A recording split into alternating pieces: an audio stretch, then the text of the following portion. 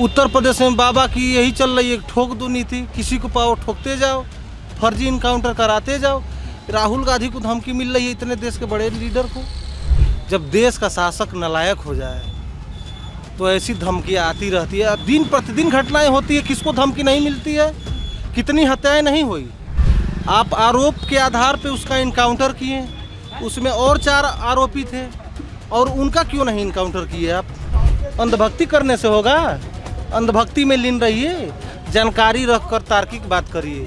देश में संविधान को खत्म करना चाहते हैं। भारतीय जनता पार्टी आरक्षण विरोधी है, दलितों पिछड़ों के साथ अन्याय अत्याचार लगातार कर रही है। तमाम काम किए विकास कार्य, ये भारतीय जनता पार्टी के आदमी हैं। इनसे पूछिए, योगी जी के 5 काम गिनवा दे उत्तर प्रदेश में, 5 काम गिनवाइए, पूछो। हाँ। अरे आपको कौन नहीं बोलने देगा भैया? आपको तो पहले से वरीयता है। भारतीय जनता पार्टी को कौन दबा रहा है? बोलिए। नमस्कार, मैं हयात अब्बास और आप देख रहे हैं 4 PM न्यूज़ नेटवर्क। जैसे कि आप सब जानते हैं कि राहुल गांधी अमेरिका गए और वहाँ उनका जो इंटरव्यू था और जो कुछ उन्होंने वहाँ पर जाकर आवाज़ उठाई, वहाँ पर भी लोगों के मुद्दों को उठाया, जिसके बाद से भारतीय जनता पार्टी में खलबली से मच गई है। बार बार उनके भाषणों का, उनके इंटरव्यू का गलत मायने निकाला जा रहा है। उन्होंने सिख समुदाय को लेकर एक बयान दिया था, उसको भी गलत तरीके से प्रेजेंट करने की कोशिश कर रही है बीजेपी।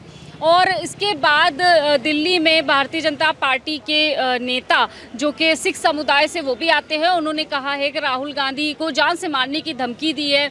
अब लोग इस पे क्या कुछ सोच रहे हैं? उसके बाद राहुल गांधी की जो है सुरक्षा व्यवस्था में बढ़ोतरी कर दी गई है, उनकी सिक्योरिटी बढ़ा दी गई है।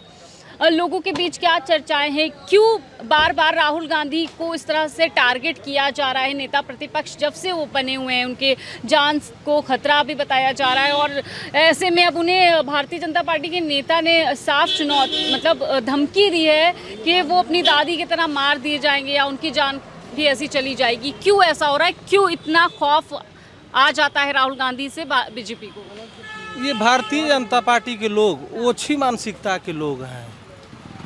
राहुल गांधी देश के बड़े लीडर हैं, इंडिया गठबंधन के नेता हैं, नेता प्रतिपक्ष हैं पार्लियामेंट में।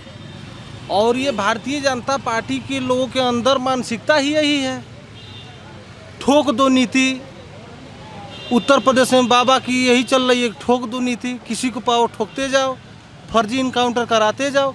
राहुल गांधी को धमकी मिल रही है इतने देश के बड़े लीडर को। जब देश का शासक नालायक हो जाए तो ऐसी धमकियाँ आती रहती है। दिन प्रतिदिन घटनाएं होती है, किसको धमकी नहीं मिलती है, कितनी हत्याएं नहीं हुई।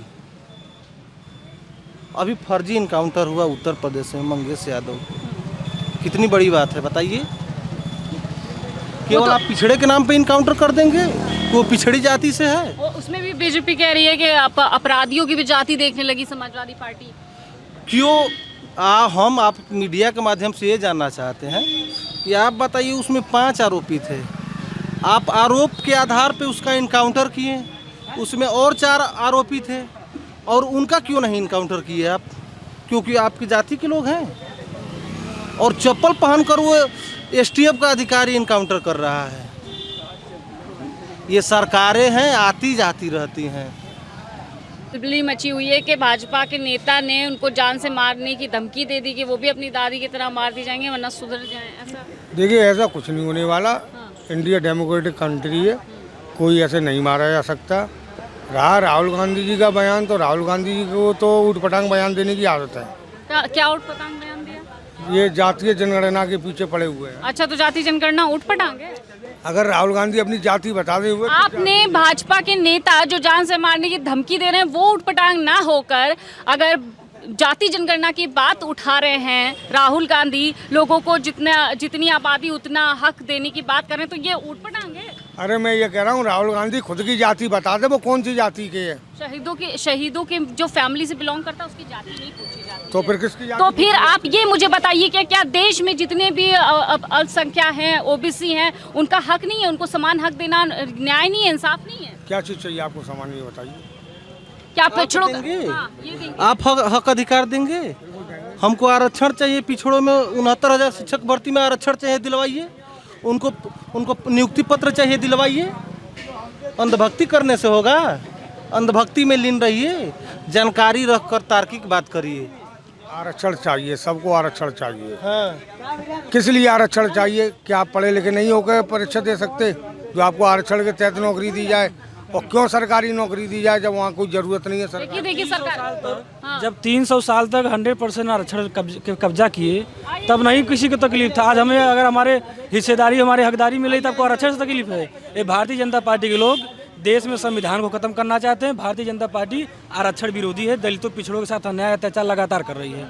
चाहे वो और ये बात अगर राहुल गांधी उठाते हैं, ये सवाल उठाते हैं, तो ये सर कह रहे हैं कि उठपटांग बयान है। ये राहुल गांधी जी, माननीय अखिलेश यादव जी लगातार पिछड़ों दलितों के साथ जो हो रहे अन्याय अत्याचार हो रहे उसके खिलाफ लगातार लड़ाई लड़ रहे हैं।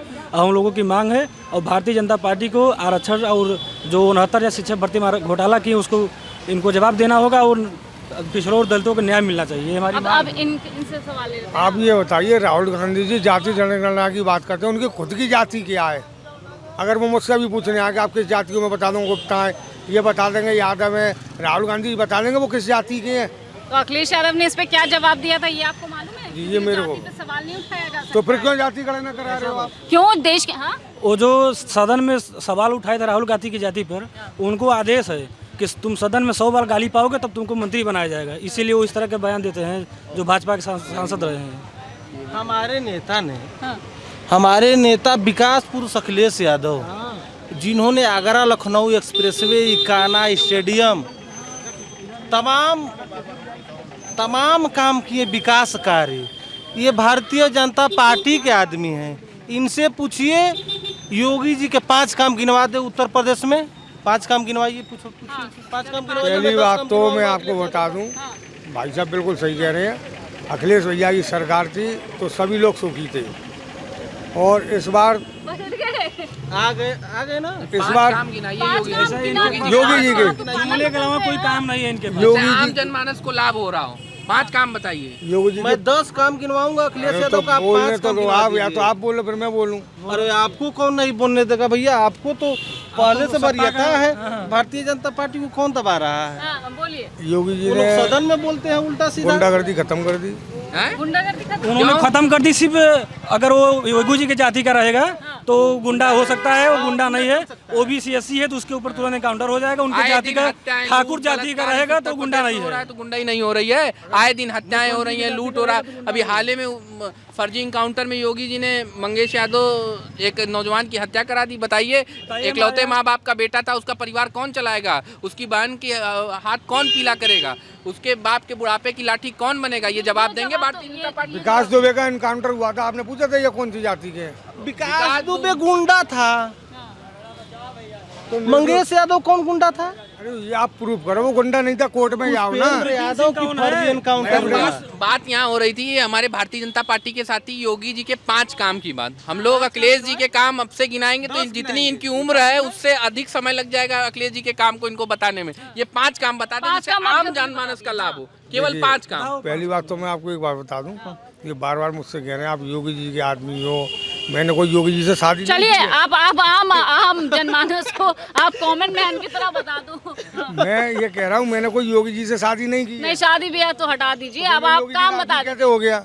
आदमी तो जब होंगे मैं उनके साथ शादी करूंगा। चलिए ठीक है, छोड़िए, हटाइए इसको, काम बता मैं आपको बता दूं, सन 2025 में माननीय अखिलेश जी पूर्ण बहुमत से सरकार बना रहे हैं बस और वो प्रधानमंत्री, वो मुख्यमंत्री बन जाएंगे।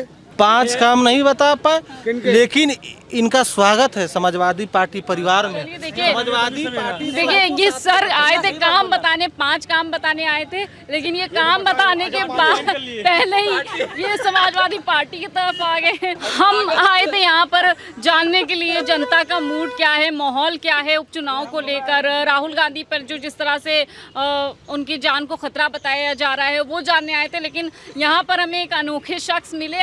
आपको सुनवाया भी इनकी बात, और ये अब पूरी तरह से इंडिया गठबंधन की तरफ आ चुके हैं। इन्होंने स्वीकार कर लिया है कैमरे पे। फिलहाल तमाम इसी तरह की अपडेट के लिए 4PM देखते हैं। कैमरा पर्सन के साथ मैं हयात अब्बास, 4PM न्यूज़ नेटवर्क।